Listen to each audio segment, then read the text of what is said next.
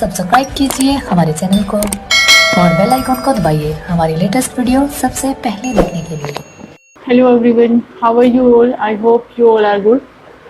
Welcome to my YouTube channel. Today we will discuss about flower. In this video we will talk about the structure of flower, the different hall of the flower which is necessary and which is accessory hall of the flower. देखिए हम complete flower का जो external structure है उसके different parts हैं उसके बारे में बात करेंगे कि जो फ्लावर है उस कंप्लीट फ्लावर क्या होता है, इनकम्प्लीट फ्लावर क्या होता है, कौन सा फ्लावर का जो पार्ट है वो एसेंशियल होता है, कौन सा नॉन एसेंशियल होता है। एसेंशियल नॉन एसेंशियल इस बेसिस पे है कि अगर वो नहीं भी हो तो भी जो फ्लावर जिस पर्पज़ के लिए बना है वो जो पर्पज़ है वो कंप्लीट हो सकता है, तो इसीलिए उसको नॉन एसेंशियल भी होल भी कहा जाता है। तो ये सब चीज़ें हम इस वीडियो में डिस्कस करेंगे।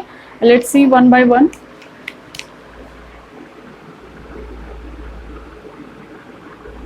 फ्लावर के नीचे ये एक स्टॉक लाइक स्ट्रक्चर होता है जिसे कहा जाता है पेडिसल। ये जो स्टॉक लाइक स्ट्रक्चर है इसे पेडिसल कहा जाता है और जो ये स्वॉलन स्ट्रक्चर है इसे थैलेमस कहा जाता है। ये थैलेमस जो है इसी के ऊपर फ्लावर के जितने भी हॉल हैं वो अटैच होते हैं। देखिए कैसे, जो फ्लावर का आउटर मोस्ट होल होता है वो ग्रीन इन कलर होता है, स्ट्रक्चर जो है वो ग्रीन कलर का होता है, ये इसे कहा जाता है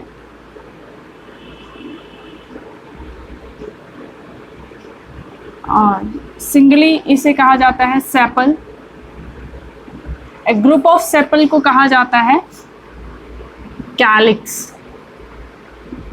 कैलिक्स जो ये सेपल हैं इसका जो बहुत सारे जो इसके कंप्लीट फ्लावर के अराउंड बहुत सारे सेपल्स प्रेजेंट होंगे, तो उन कंप्लीट होल को कैलिक्स कहा जाता है। Calyx is green in colour और the function is to protect the flower in during the bud stage. Protect flower during bird stage. ये ग्रीन कलर का होता है। आपने देखा होगा कि कई जो फ्रूट होते हैं उसमें रिटेन रहता है कैलिक्स। फॉर एग्जांपल टमाटो में जो ग्रीन स्ट्रक्चर जो फ्रूट के ऊपर लगा होता है वो कैलिक्स होता है। ऐसे ही कई बार हमें ब्रिंजल में भी देखने को मिलता है और जो ग्रीन चिली जो है उसमें भी देखने को मिलता है। तो जो ग्रीन स्ट्रक्चर है वो मेनली क्या है कि जब फ्लावर बर्ड स्टेज पे होता है उसके जो प्रोटेक्शन का काम जो करता है वो है कैलिक्स का। तो नेक्स्ट जो होल है वो क्या होता है, ब्राइटली कलर्ड होता है, इसे कहा जाता है sepal.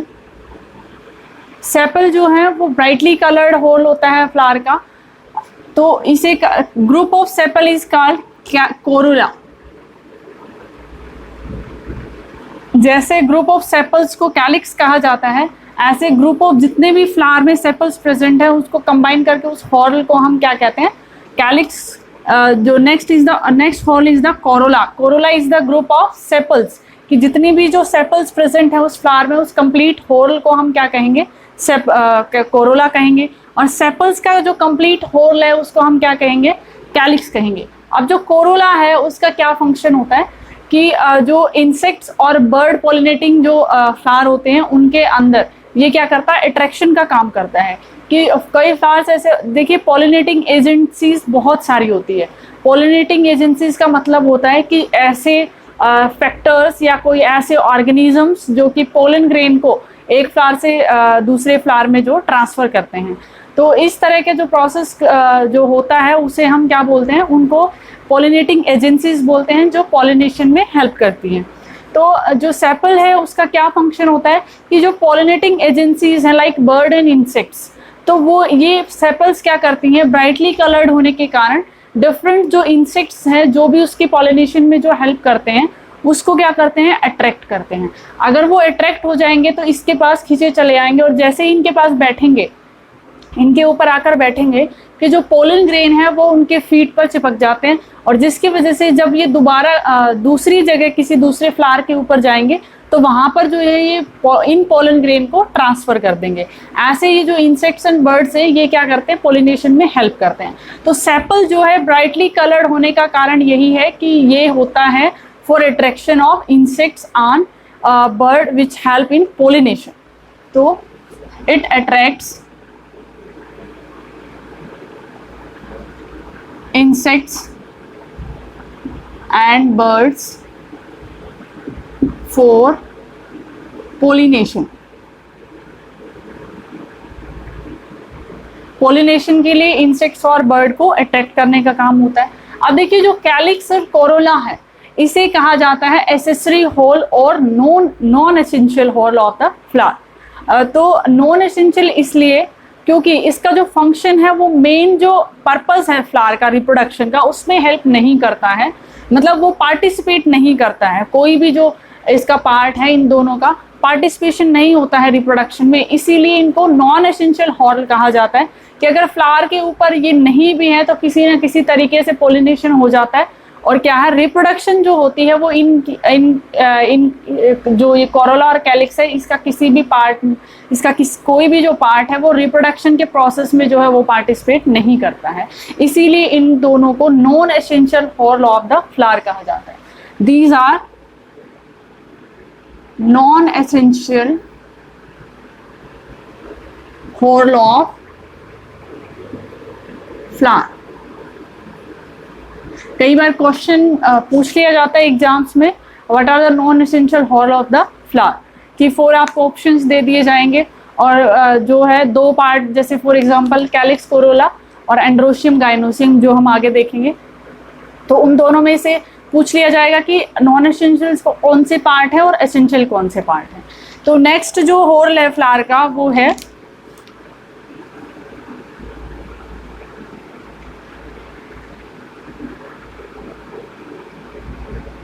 this is the next whorl of the flower. It contains a stalk-like structure called filament,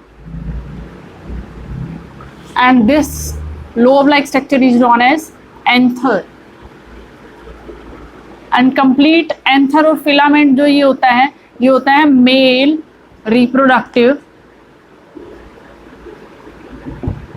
part of flower called स्टेमन।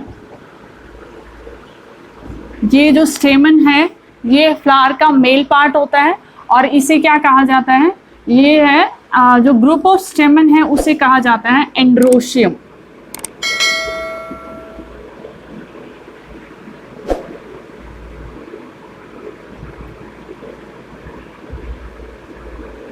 Androecium क्या है, ग्रुप ऑफ स्टेमन्स के फ्लावर में जितने भी स्टेमन्स प्रेजेंट हैं उन सबका जो ग्रुप है उसे क्या कहेंगे, जो androecium. Androecium is the next whorl of the flower. It helps in reproduction.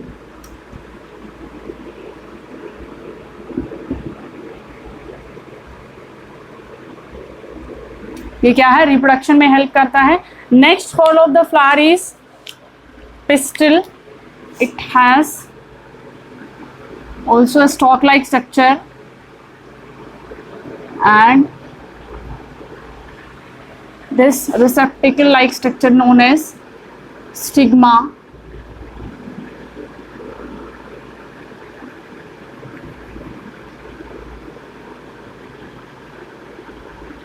And this is style. ये स्टाइल, ये स्टिग्मा। अब देखिए ये जो स्टाइल और जो ये स्टिग्मा है ये दोनों मिलकर इनको कहा जाता है pistil. Pistil is the female whorl of flower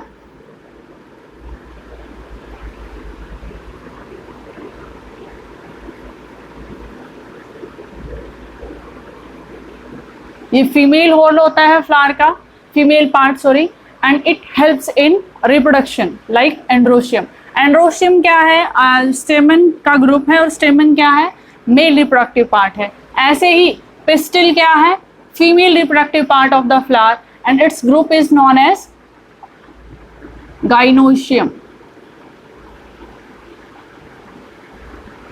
Gynoecium is the female whorl of the flower. First देखिए ये 4 होल फ्लावर में प्रेजेंट होते हैं, calyx, corolla, androecium, gynoecium. 4 whorl जिस फ्लावर में प्रेजेंट होते हैं उस फ्लावर को कंप्लीट फ्लावर कहा जाता है। अब देखिए non essential part of the और non essential whorl of the flower is calyx and corolla. Androecium and gynoecium is the essential whole of the flower. Gynoecium and androecium is the essential whole of flower. Essential whorl of flower इसीलिए कहा इनको क्योंकि ये क्या है, male and female reproductive part of the flower है, जो कि क्या करेंगे, रिप्रोडक्शन में पार्टिसिपेट करेंगे, रिप्रोडक्शन करवाएंगे। अब देखिए जो फ्लावर में flower is mainly a condensed modified shoot. क्या है, जो शूट है वो कंडेंस होकर मॉडिफाई हुई है, किस लिए, रिप्रोडक्शन का प्रोसेस कंप्लीट करवाने के लिए प्लांट्स में। कि जो प्लांट में जो रिप्रोडक्टिव पार्ट जो होता है प्लांट का वो फ्लावर होता है, और फ्लावर में ही प्रेजेंट होते हैं mail and female reproductive part of the flower. तो देखिए जो शूट जो मॉडिफाई हुई है फ्लावर में कन्वर्ट जो हुई है, वो मेनली उसका पर्पस क्या था, रिप्रोडक्शन का। तो रिप्रोडक्शन करवाने में सिर्फ एंड्रोशियम और गाइनोशियम ही पार्टिसिपेट करते हैं, बाकी दोनों ये कैलिक्स एंड कोरोला जो है हेल्प करते हैं डिफरेंट वे से, लेकिन डायरेक्टली ये कोई भी पार्टिसिपेशन नहीं होता है इनका रिप्रोडक्शन में। इसीलिए इन दोनों को नॉन एसेंशियल हॉल कहा जाता है, और एंड्रोशियम और गाइनोशियम को essential hall of the flower कहा जाता है। Flower is modified condensed shoot और शूट होती है या स्टेम होती है। अब देखिए फॉर एग्जांपल ये स्टेम है, इसमें नोड्स, आपको पता है कि स्टेम का फीचर होता है नोड्स एंड इंटरनोड्स प्रेजेंट होते हैं उसके अंदर। तो क्या है कि हम अगर बात करेंगे कि अगर स्टेम थी और ये मॉडिफाई हुई है, तो फॉर एग्जांपल फर्स्ट वाला जो नोड है, नोड से ही ब्रांचिंग निकलती है, नोड से ही नया स्ट्रक्चर निकलता है स्टेम का, हमें पता है। तो देखिए ये जो फॉर एग्जांपल फर्स्ट वाला जो ये नोड था, इससे निकल गया ये सेपल, उसके बाद का जो ये नोड है उससे अराइज हुआ पेटल, उसके बाद एंड्रोशियम का पार्ट मीन्स और स्टेमन, वी कैन से ये स्टेमन अराइज हुआ, और स्टेमन के बाद जो सबसे इंटरनल होल जो है वो क्या है, पिस्टिल।